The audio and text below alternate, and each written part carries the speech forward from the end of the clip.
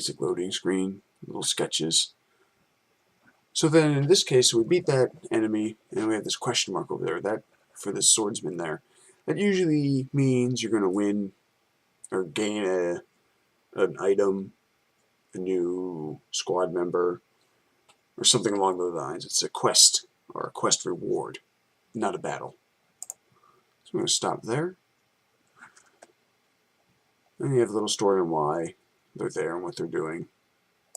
And the swordsmen in this deserty, plainy area, magic area, have apparently been protecting merchants, but all the mages, the evil mages, have gone cray and insist on making monsters and just attacking shit at the whims of the wizard you're trying to now chat with, which probably means murder.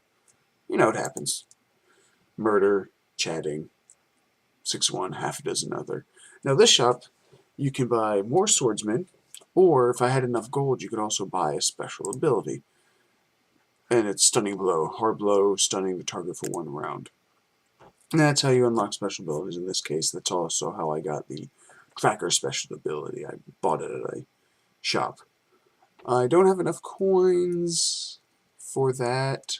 I can only buy 1 more swordsman, and I'm going to do that because they are a very powerful class, but because of their low HP bars, I do have a tendency to lose them in those longer battles. So now I have another option here. I can either go down to where these harder boss fights are, or go to the more yellow difficulty fight, and attack them.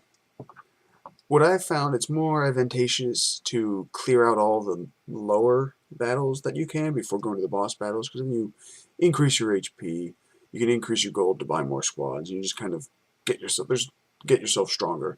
There's no sense in just trying to go to the boss fight as quick as possible, because you'll probably end up losing. And I think that's yeah, you know what? No, we'll go to another fight. We'll show you that, because I want to go to the statue here. And I'll show you that's how you unlock the fire arrow and acceleration spells I showed you. So we'll get through this, and we'll show you. And no chit chat. You're a brave little peasant warrior.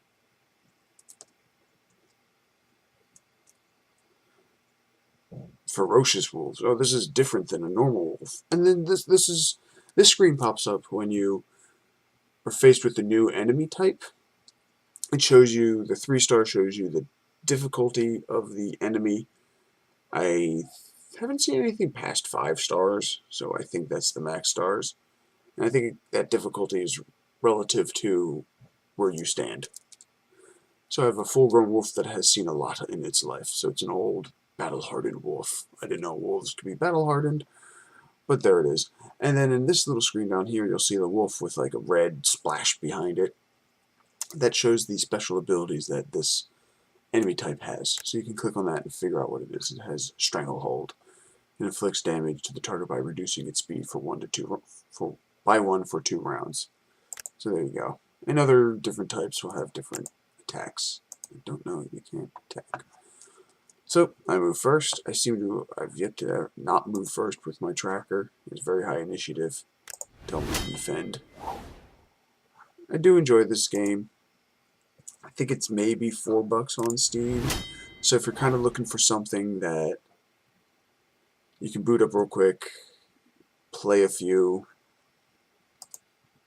round or two, do a little bit of this, do a little bit of that, and still have some strategy to it. You still have to plan out where to put your units, because right now there are 1, 2, 3, 4, 5 bottlenecks on this map, as signified by those little, like, I don't know, statues and pieces of stone that you can then block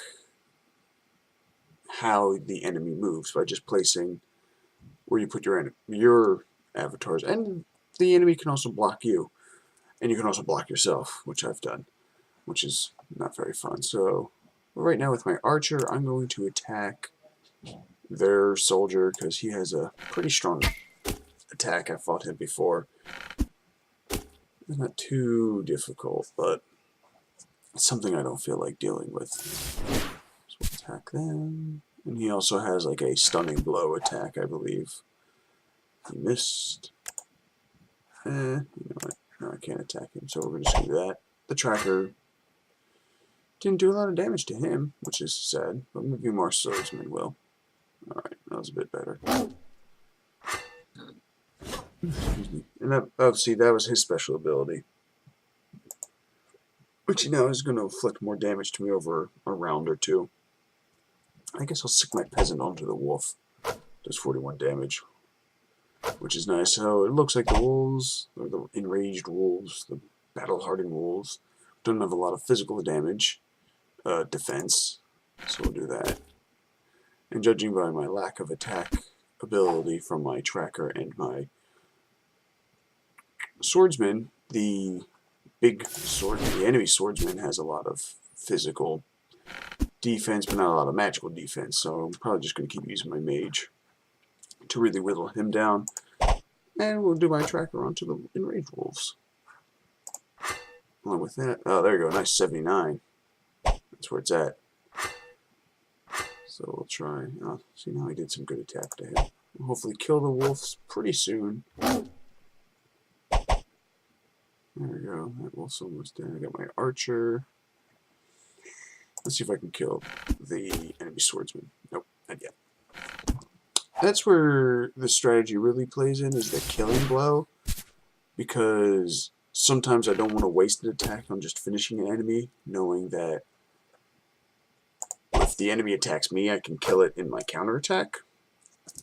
I might actually have my tracker die soon. So there you go, he's dead. So like that, I kill that wolf with my counterattack. So we're going to move up the peasant. One more. Damn it, lost my tracker. And that happens. Oh, but I can use my fire arrow ability, so we'll do that. But you don't lose your tracker for good. He will be revived at the end of the battle upon my subsequent win. Hopefully win. I don't want to assume I will win, but I think I'm doing alright. Archers, enemy archers, if you couldn't tell, do have a tendency to miss. So I'm never too worried about them. I usually handle them last. And these are just basic archers. There is a higher level archer that has a special ability of boosting the attack strength of other bandits. And I haven't seen anything higher than that for archers. We're going to do that. And you just kind of, you click and keep going and hope for the best. Hope you do enough damage. It is a little bit, I wouldn't say it's random in that regard in terms of how much damage you do. You have a consistent idea of how well you can attack. And he just, oh, he's my archer. Yeah, we'll attack that archer.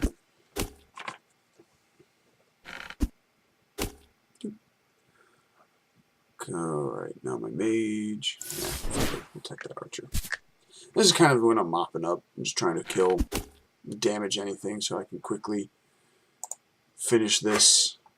I keep forgetting. Here's one thing. I don't like how this icon for my powers are all the way over to the right, because I keep forgetting that it's there. It does keep the screen less cluttered, which is nice, the main show of the screen, but I always forget I have an ability I can use. And you increase, it's called the Fury Meter, you increase that every time you get hit. Any of your characters get hit. Be that in a counterattack, or when an enemy straight up attacks you. That's how that works. And almost done this fight. Just click there. And after every battle, the game does automatically save. So don't need to worry about saving when you quit, when you're done. Like I said, when your friends just want to play. When your friends are ready to play. When you finish the battle, you can just exit the game. The game will save from where you are automatically. And that's which is nice. I like not being able to not needing to worry about that. And there you go. Once again, another battle fought and won. And I did recover all my trackers, all 5 of them. It did cost me a good chunk of change, but such is, you know, the cost of war. I think I'll show you one more thing. I'll show you the other type of shop where you can buy other squad. No, you know what? I'm going to show you unlocking more abilities. So you see this statue, this golden statue right there. I'm going to go over and click on that. A little conversation pops up. You discovered an ancient statue among the sand dunes. Second statue I found. Another ancient monument. Judging by the inscriptions, it is dedicated to King Romulus, who was famous for his endurance. Hey! And it's nothing but a shield. You unlock a new power, Armor of Fury. And this is how you unlock new powers. You find these statues just by following the progression of the game. You click on that. It increases the defense of the squad by reducing physical and magic damage taken by 20% for 2 turns. So a nice little defense booster, which is always appreciated. Now, as you can also see, I haven't gone down to the boss fight by the sword over here. And I can't just keep going and just ignore that. But there's no reason to do that if I have the squad numbers, if I have the strength, and I get strength by doing battles, easier battles, and by increasing my squad. So I'm going to actually do one more thing and go down here to this squad of like peasants and trackers and archers. Because I love archers, I love long range. And this is how you increase your squad. You increase the number of members in your squad by leveling up. So right now I can have a maximum number of 13 archers. Right now I only have 10. I can also have a maximum number of 20 peasants and a maximum number of 8 trackers. And as if it wasn't obvious, the maximum number you can have in a squad is inversely related to the general strength of that squad member. Peasants are very weak, so you can have a lot of them. Trackers are a bit stronger, so you have less of them. So right now I have 497 gold. I'm going to buy a tracker. I'm going to buy... Actually, I might just buy a bunch of... Yeah, I'm just going to buy a bunch of archers. Because I do like the unlimited attack range that archers have, which is nice. And that's it. I think that's going to be all for today. A nice little preview into Braveland. Once again, it is made by Tortuga Team, Russian developer, and I believe this is their first game that they released. It's available on Steam, from the Steam store for Mac, Apple, or Mac, PC, Linux devices, and also you can buy it on the Apple Store for your iPhone, and on the Android Store for your Android device. This series, so thank you for watching. This series I hopefully will continue. It will be one video a month on an indie game. I'd like to keep the indie game that came out during that month or the past month, depending on when the video came out. But I might just also find a game on sale on Steam that may have come out in the last like 3 or 4, maybe even 5 months. But it'll still be a relatively new game. And just a little preview, show you about it, see if you're maybe perk some interest into trying out something you haven't heard about, or you didn't think about purchasing. But for about $4, I think Braveland is a great little game, and I definitely suggest you can pick it up if you want. And you can, if you like the video, please like it. You can also subscribe to Where'd the Time Go on YouTube, where you're probably viewing this video. You can also check out our blog at where'dthebloggo.wordpress.com. That's where you can get updates on when we post new videos. You can maybe get behind-the-scene pictures and journal posts from other members of Where'd the Time Go, and maybe updates when the series will be coming out. You can follow us at Twitter at WTTGo, and like our Facebook page at facebook.com/WTTGo. We are trying to reach 100 subscribers. I'd hope we'd hit that mark before this video comes out, but if we haven't, please subscribe. Tell your friends to them subscribe.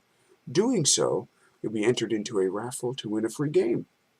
And you can increase your chances of winning by liking us on Facebook, following us on Twitter, and following the blog. And as always, thank you for watching this video. This is Jason for Where the Time Go.